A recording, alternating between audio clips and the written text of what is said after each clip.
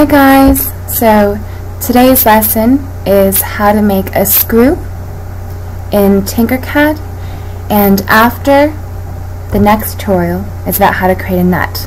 So screws and nuts are really important because you can basically use them to do whatever you need to do with a regular screw and nut and a drill or whatever. And you can also, it's really fun to play with like a fidget spinner. If you don't understand, I'll show you. Okay, let's get into it. So how to make a screw. So first thing I want you to do is create a new design in Tinkercad.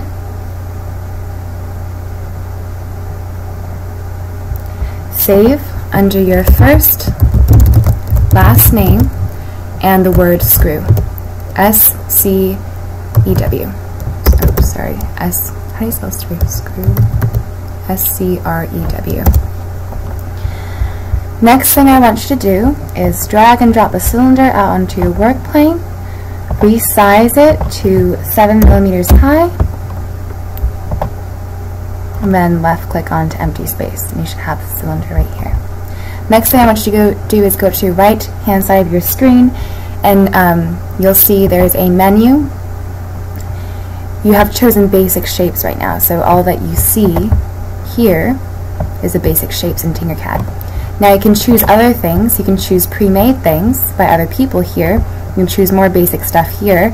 This is circuit assemblies. We'll get into this. This is really fun. If you want, you can see Pippi the Penguin, who resides above the 3D printer in the library, and he was actually made with circuit assembly.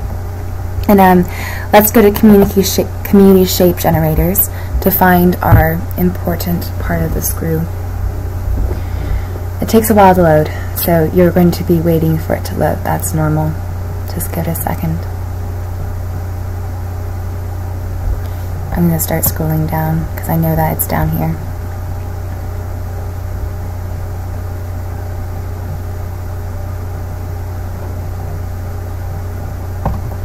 So the shape I want you to get is the isometric thread. I don't know if it will drag and drop. No, I still gotta wait. Okay, let me wait. So the isometric thread is the screwy part of your screw, and that was previously made by somebody else. You can make your own, but it takes a lot of time. Let's use this one. This is a fairly basic shape. It's taking a really long time. Okay, it's almost done loading. Here we go. So I'm going to left click grab, and drop it out onto my work plane. Now you can see that when I drop it out onto the work plane, a properties box for it opens up, just like every other shape that you drop onto your work plane. And you can see that this one has a lot of different things you can change. I'm not going to change much. I just would like you to change the rotations to 17. And then I'd like you to change the tip scale. Do I want you to change the tip scale? Maybe not. Give me 1 second. I just want to make sure. Yeah. Change the tip scale to 1 all the way up. Great. Now left click into empty space. And then I'm going to center this screwy part onto the middle of my cylinder. Again, I'm going to use the cube to do that on the left hand side. Now you left click and hold to move the cube around. I'm going to go to the bottom, double click on the bottom to center it, and then I'm going to go to this button right here, the Fit View to Selection button, and I'm going to use that to center my my screwy part of my screw. So this one's a little hard to center because you see this extra bit here, but just ignore that while you're centering. Center the circled part, not the rest.